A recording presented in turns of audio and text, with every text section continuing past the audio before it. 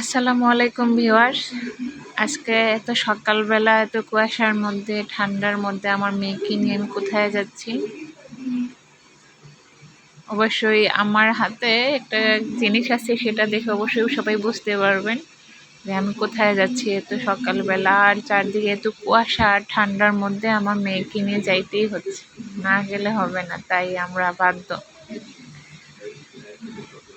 তাই আমার মেয়েকে একদম শীতের মধ্যে আমি টোটালি প্যাকিং করে এনেছি, মাথায় টুপি, পায়ে মোজা টোজা পরায় তারপর আমরা মা মেয়ে বের হয়ে গেলাম আমাদের গন্তব্যে।